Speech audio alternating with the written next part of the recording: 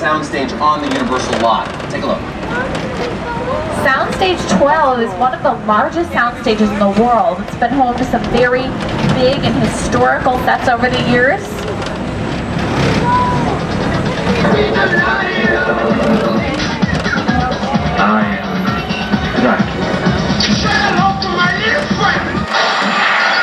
Many superhero movies have filmed on the street, like Captain America, Avengers, The Amazing Spider-Man, and now Agents of S.H.I.E.L.D. They blew up some buildings out here for their pilot.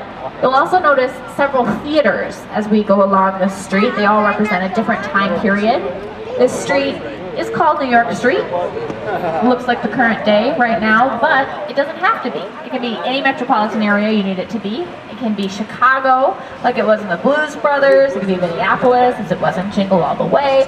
And it can be from any time period. So it can be futuristic, like in Michael Bublé's music video. It can be back in the olden days, like it was used for in Dr. Quinn's Medicine Woman. That's one of my favorite old shows from the 90s. Off to your left-hand side, this part of the street was used for Lady Gaga's music video, Edge of Glory. Turn the saxophone player out there on those steps. The Mindy Project also films extensively on these streets. Almost all the exterior shots that you'll see in the Mindy Project were done right here on New York Street. Changeling, also shot here with Angelina Jolie. So it's just a sampling of all of the different environments that we can create out here. These environments are created with many different illusions. One illusion is that the street curves at both ends. That's to give the camera the illusion that it continues onward, but it actually just ends right after the corner, so it looks longer. For any of you who have been in New York, you know that the streets there are very grid-like, so it's not very realistic, but to a camera, it is. Also, if you look up at the tops of the buildings, you'll notice that some of the windows at the tops are built smaller than those at the bottom. That's something called forced perspective. So when a human eye sees something get smaller, we perceive it as being farther away in the distance. So we perceive these buildings to be taller than they are in real life. They look more like the real things. So why do filmmakers go to all the trouble of creating all these illusions, decorating all these sets for all of these different shows and time periods and places? Because here on the back lot, they have a lot more control than if they go to a real life set in New York City. There, they'd have to close down the whole street, they'd have to pay police to do crowd control and traffic control, and you can't blow up buildings in New York. You have to replace them when you're out here, but you can actually do that type of thing. You can actually paint all of these buildings, you can change the fronts of them, put in different light fixtures, change the signs, so it's very adaptable. Filmmakers have a lot of control, and that's why they like using this area. Here's a look at some of the sets that filmmakers have created here at Universal over the years.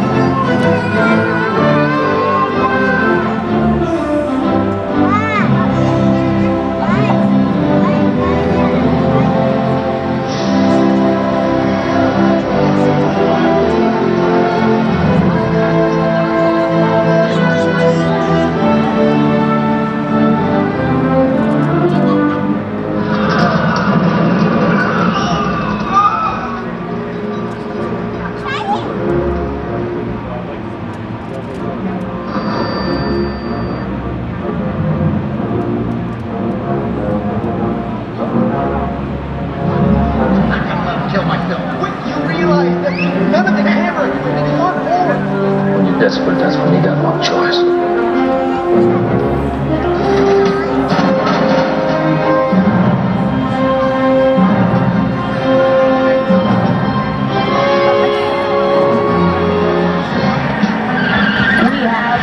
pit car from Knight Rider, right next to the Magnum PI. Or the Ferrari, I'm sorry, from Magnum PI, which actually isn't a real Ferrari. It's just a fiberglass shell with a Volkswagen engine. Of course, the Flintstones cars, very fuel efficient.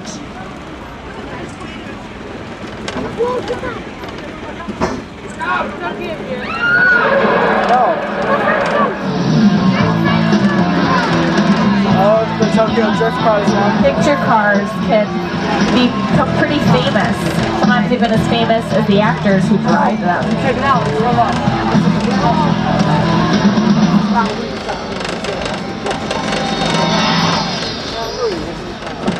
Off to your left, you'll see a picture car from Jurassic Park, because that's where we're headed, folks.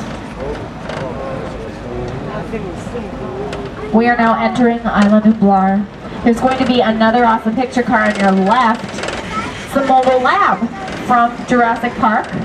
I'll show you the scene that it appeared in.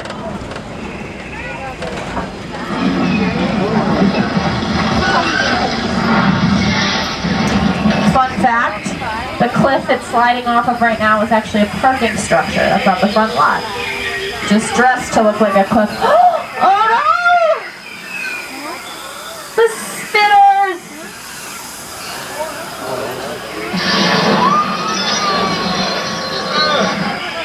Oh no, I am sorry about that, folks. You know what? I even called ahead. I said make sure that those spinners are in their cages under lock and key, but you know, you can never trust those spinners, though. Pretty conniving. The weather effects in Isla Nublar really are responsible for creating that mood. The wind and the rain and the fog. You wouldn't have the same feelings about the scenes at all if they weren't there. Weather effects are really important in film and television shows because most of them are filmed here in sunny Southern California, where we have very little variation in the weather. I'm from Wisconsin originally myself, where we have all different types of weather right now, below 0 Fahrenheit there.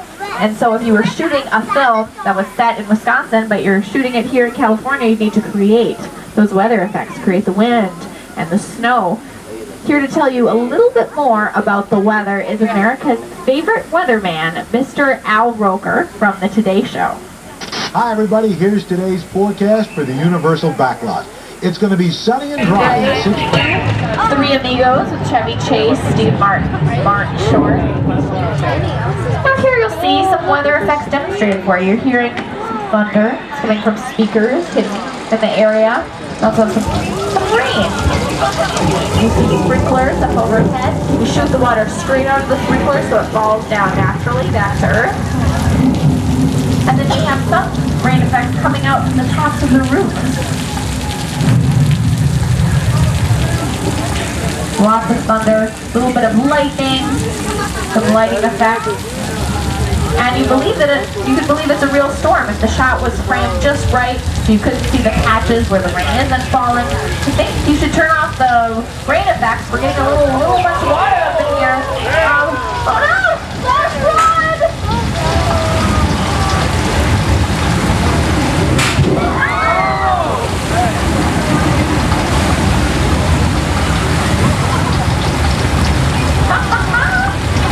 Gotcha! Don't worry guys, it's not really a flash flood. It's just the product of thousands of gallons of water being dumped down the hill. Right now, it's being pumped right back up to the top so that it's ready for the next tram. Here's how the flash flood looks in Big Fat Liar.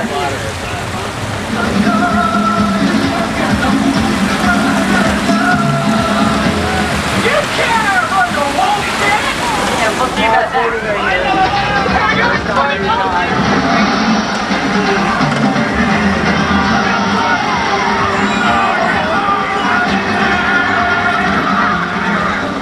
I'm glad that we were in the tram and not right in the path of the flash flood. That is good. Off to your left, that is where Nacho Libre filmed. This area was also transformed to look like China for Hop. So this area is very versatile as well, but we're going to leave it behind. We're going to head into the Old West. We were just in Old Mexico, now heading into the Old West. Can I get a yeehaw? Oh yeah. These old Western sets are some of the oldest that we have here on the back lot. big stars like Jimmy Stewart, John Wayne. They all moseyed down these streets at one time or another. These sets were recently used for the new Disney movie Saving Mr. Banks, starring Tom Hanks. Here's a Western duel for you that took place right here in 6 Points, Texas.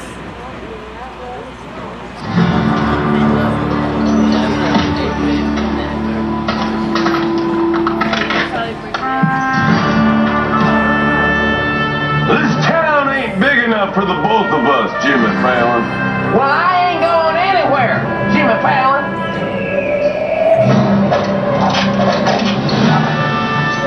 Now look here. Nice folks in this town don't want no trouble. They just want to check out 6 Points, one of the oldest sets on the Universal lot. I heard this is where John Wayne and Jimmy Stewart shot a few of their westerns. That's right. That's where I aim to shoot you. Looks like we got ourselves a Mexican standoff. Lucky shot. Now what say you mount up and get out of town while the getting's good? All right. Well, I'll see you again, Fallon. Oh, you can count on me, Fallon. And get. This is the beginning of a beautiful friendship. We just have to talk it out, that's all. Something that I think is really interesting about Western sets is that they build some of the doorways smaller than doorways in real life, so that when cowboys stand in front of them, they look even bigger and brawnier than they would in real life. And then on the flip side, they build some of the doorways bigger, so that when damsels in distress stand in them, they look even more fragile and vulnerable. We're coming upon a funny-looking contraption that we have the opportunity to go inside of right now. That's a great chance for you guys to see the inside of a soundstage with your own eyes. It's currently dressed to look like a subway station. As you can see, it's fully dressed. It looks like the crew is just on a break right now, but they can start shooting as soon as the director is ready. Take a look at the great detail that has been used to construct this set. The maps on the walls, advertisements. Whoa. Nothing to worry about, folks. Just like California traffic all the time. Okay, make sure you're going to trailer.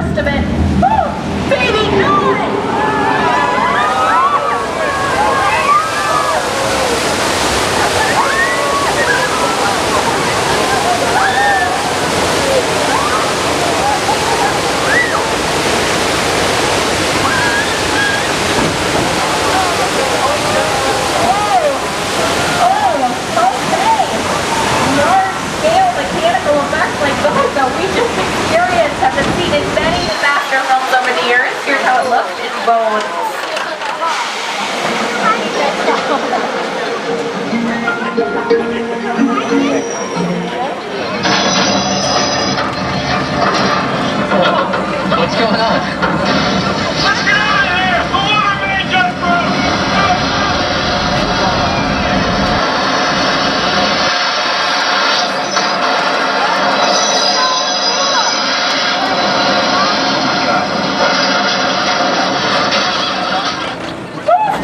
After that earthquake, I'm feeling a little bit exhausted. I think we deserve a vacation, don't you? Let's stop at Amity Island. It's a peaceful New England town. They've had a few shark problems over the years, but not to worry, not to worry. They've caught the shark. And my good friend George is a police diver, and he's actually out there right now just doing a quick sweep of the harbor to make sure everything's A-okay to reopen the beach to tourists like yourselves. Oh no! Looks like they didn't catch all the sharks. George, look out! It's coming right for you.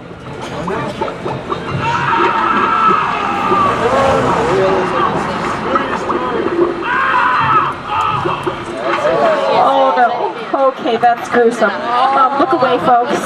I'm just concerned for your safety, so let's just remain seated. We'll hide out here behind these flammable barrels of gasoline and hope for the best.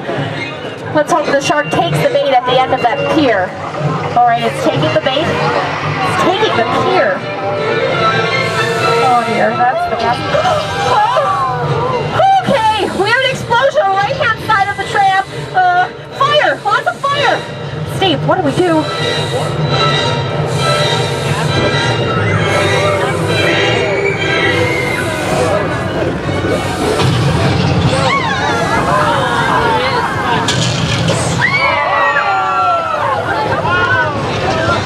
Okay, now that was a blood-curdling scream. That was a good one.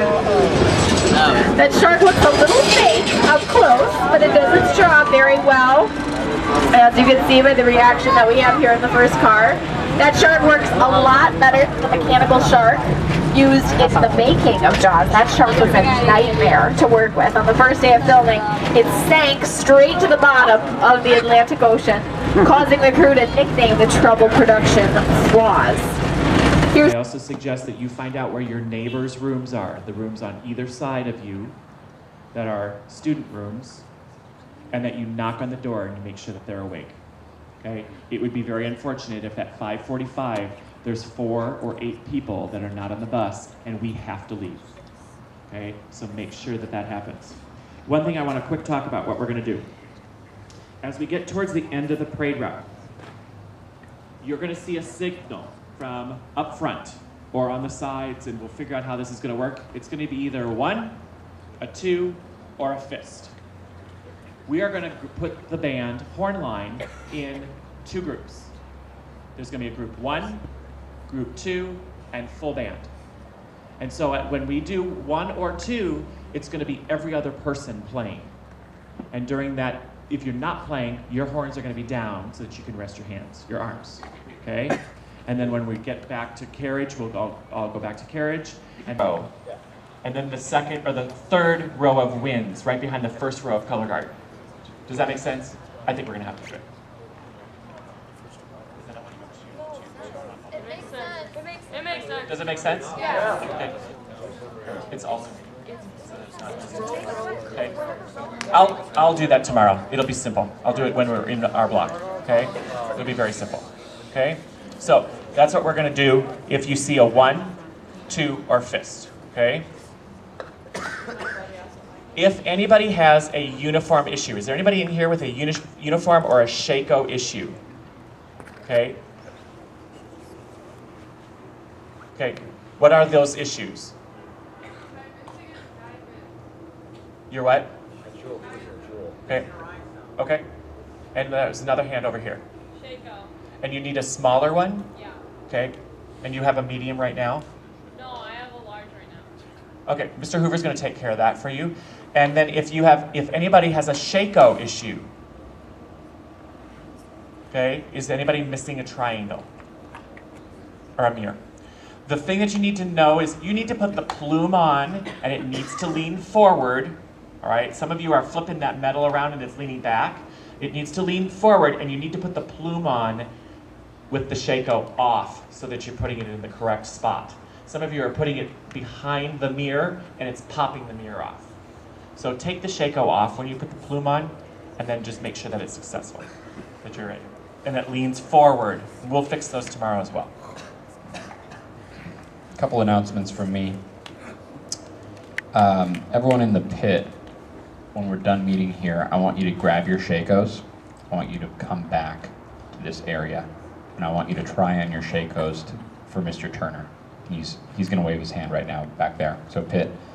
You're actually going to demonstrate your Shako to him to make sure it fits correctly, and he's going to make some adjustments just to make sure that they're not wobbling around on your head tomorrow. Also, front ensemble, if you're carrying if you are carrying the banner, make sure you bring the larger of your 2 coats that you got. All right. make sure you know which code is which, and when you get on the bus in the morning, make sure you have that larger coat with you.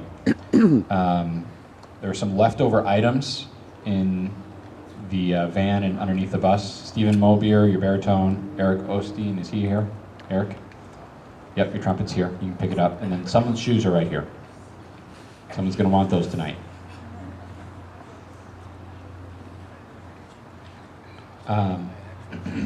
Everyone in the battery, you're going to meet with Vlad really quick after this meeting. Where's Vlad? Okay, so battery, you're going to meet with Vlad. Everyone on staff, we are also going to meet right here when we're done. All the adults, we're going to meet real quick right here. And Marissa, we need you too. Okay? So front ensemble, you're going to grab your shakos, you're going to come back. Battery, you're going to meet with Vlad.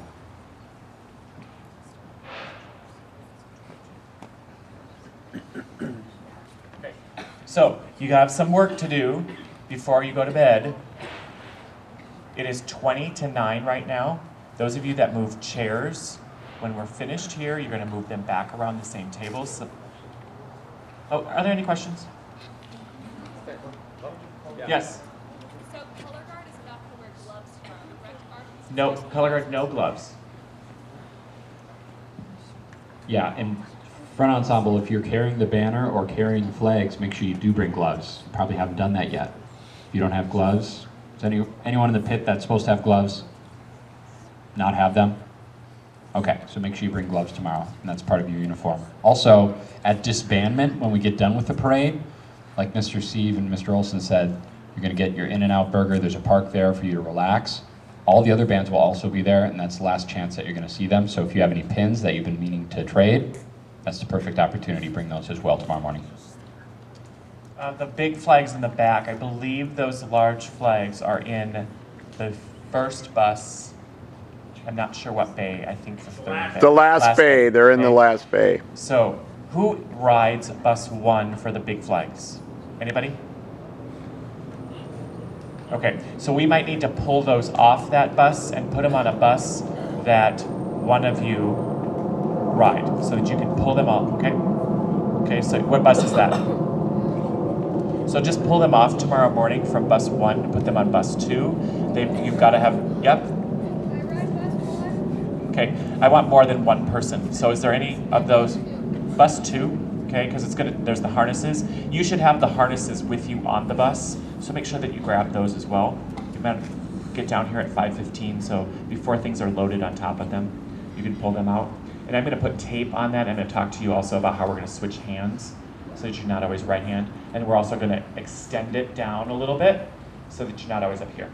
It'll be here. It'll be much easier and more comfortable, and it'll look a lot better too. Okay? So when we're finished here, make sure that those of you that moved. So let's move chairs back, and at 9:15, you need to be ready to be checked by an adult. Thanks, you guys. Sleep well. Sleep well. That's a Happy New Year! Happy New Year! Happy New Year! Happy New Year! Oh, my arm. Oh. Bye, Mr. Kreitz. Hi, Happy New Year! You guys got a half an hour to get everything ready. Half an hour. Not long, a half an hour.